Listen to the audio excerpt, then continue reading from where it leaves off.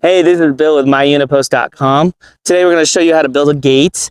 So we got a little gate section here. We're going to build a 3-foot gate. Have a quick tip on how to set your post spacing depending on the size of your pickets. We got our rails installed. We got our blocks cut. Just cut them ahead of time, 1 inch. Blocks go in here just to clean up the sides. I'll put one here and here. I got this block, which is where the house will go or wherever the side panel is. And we'll get started putting the blocks in first. Quick tip, so if you want to figure out your post spacing and you don't want to rip a picket on your gate, which is not fun, you can measure the pickets exactly and try to do the math. These are 5 3/4, but a lot of pickets are 5 1/2. Or I usually just lay them out, measure. So I want a 3-foot gate. I measure my pickets. I got 34 1/2, and then I need to account for the hardware, and depending on your hardware, it might be slightly different, but this hardware needs about a 1/2 inch on the latch and about 1/2 inch gap. Yeah, about 1/2 inch on the hinge. You can go a little bit more if you want a little bit more play in your gate. So all I have to do is add an extra inch onto my full measurement. So I laid out my pickets. I got 34 1/2. I'm going to add an inch to account for hardware. So I'm going to do 35 1/2.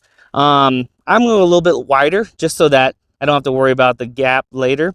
So I already set my post over here at 36 inches, and we're good, ready to go to install our gate.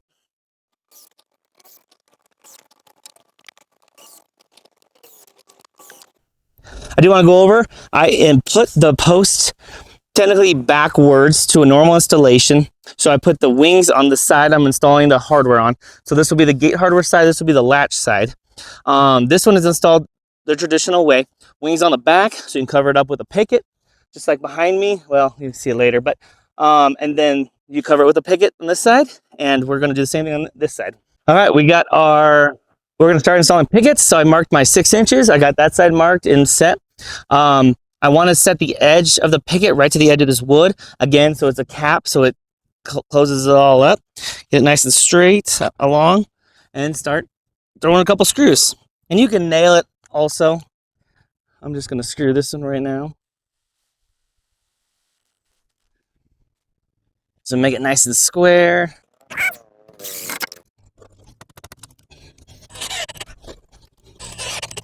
And since it's winged, you're going to have to hit one of those holes, but it's pretty easy. Just line up the screw.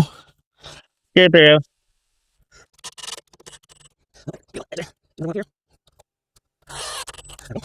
Now we got it nice and square all the way, and we're ready to finish. Well, we have a couple more pickets to finish here. Now that we got our pickets on, we're going to run our 3 rails. We're going to run them straight across the pickets. This makes it a lot easier for the gate to hold up while we're installing it.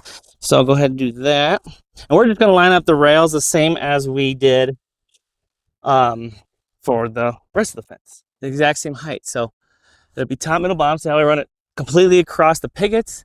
I add a screw just to hold it.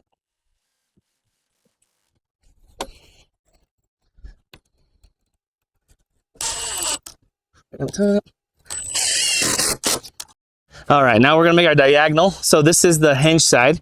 So we're gonna put it on the post. So hinge side, you always want to be the low side. And then we'll install it like this. Actually, you can just put it on the ground. Hold it. Make sure you get pretty close to the edge. You don't want it too close to the post, this rail. Otherwise, it'll get in the way of the hinge. Same thing on this side. If you overlap it like this, you'll be cutting it again.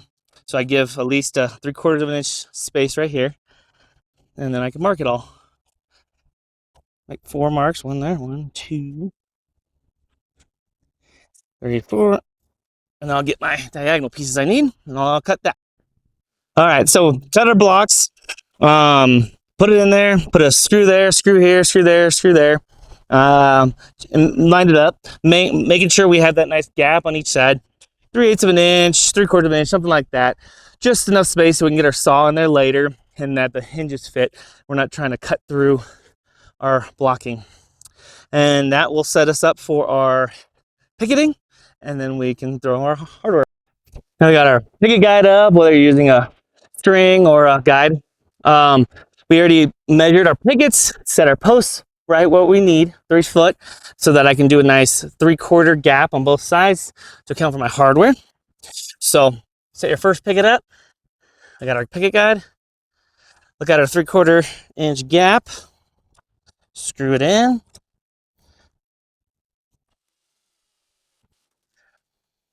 Make sure it's square on the hinge side first. So we got it over a little bit. So as we do the pickets, we want to screw in on our diagonal piece as we go so that we don't miss it, and makes it a lot easier later. So I'll finish picketing. And since we measured our opening ahead of time, set our posts accordingly to our pickets, I got a perfect 3/4 gap, both sides. I don't have to worry about ripping a picket for my gate. On the ends, you might still have to, but that's normal. So now we'll finish, go ahead and putting the extra screws in real quick. All right, I forgot to explain this, but on the post, the reason I use the wing side out is because when you use strap hardware, these 2 holes line up right on the post's flanges. So it makes it real easy to use the self tappers we're going to use. We're just using a number 14 or 1/4 inch screw, 2.5 inch long, to go through the pickets, go through the post, go into the 2x4, go through everything. Make it one solid post or piece. And then this one just goes into wood. And on the other side, it'll just go to wood too. All right, now that we got it solid and we're ready to do the hinges, I got a nice gap for my hinge. All I got to do is take a Sawzall or a skill saw. I'm going to use a skill saw, cut right next to the pickets. Usually I just do the top, the middle first, hold the bottom so it holds the weight, which will give me enough pressure to push the panel over so that I can install my hinges. And you could also cut it, then install one side first, since we made enough space, and then install the gate side second. But either way, let's do that. Take our skill saw, cut right next to it. And I do this so that I can get a nice, perfectly square gate with my fence every single time. And if I need to adjust the bottom, I can cut the pickets, or if you can measure ahead of time, if you need to cut off 1 inch, make the gate a little bit shorter to clear some rocks or clear something in the way. But in this case, I don't need to do that. Put it nice and square. I can move my gate, take off my extra rail. And so I use longer screws so I can remove them. Now I'm ready to start my hardware. See? Now you can push the panel over, flexes enough so that you can install your hardware. So you get it right, square, straight. I usually just drill a tiny little hole through the picket only so that it doesn't flex the picket out and try to force the picket off. A little bit bigger than the screws is all you need. And so you can get one side, get it nice and straight. However, let's go up a little bit, try to get it right on the rails. Right, my screws where my rails are. Put the pin center of my hole. All right, so we got the first hinge on. Like I said, I drilled it, and I use a self tapper. You let the tapper drill through the wings of the post, so those are in there solid. Like I said, don't use over a 2.5 inch screw. 2.5 or 2 is perfect. Then now that I got the top one done, I can cut this bottom one, and then I can install the bottom hinge. This hole right on the edge so I can hit both wings. All right, and then the other ones I just use same screws, just so they all match. Now I got my hinge still nice and square, and then I can come over here and cut all 3 of these so that I can put the latch on. All right, now we got the blocks cut off. Our gate moves and swings off of our post. We're gonna install the hinge. A lot of the latches have a bolt you gotta drill out, and we're just drilling out the little block wood we put in earlier. So I drilled it out already, and all I'm gonna do is drill just the 2x that we put on the block, so we don't have to worry about it pulling it off. Just a little drill. Use the same self tappers we've been using the whole time. Works great. Made space for that bolt. We accounted for the gap by doing the 3/4 gap. Again, you can adjust it a little bit with the hinges, but now I don't have to worry about notching out my pickets or anything. All right, so we got the hinge. It clears because we created that gap, a nice gap on each side. Now, to get this centered, you're lining that up center of your 2x4 that you put in the center earlier. And all we got to do is put our finger on, whether your finger has a handle or not. You want about an inch past at least. I use the same self-tapper I've been using. Just go through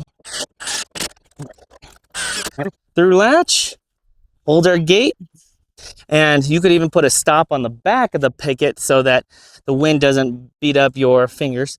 Now we're going to be selling heavy duty hardware, and it'll be 2 hinges, all the self-tapping screws you need, all in one kit, and we'll sell that on our website soon. Check us out at myunipost.com.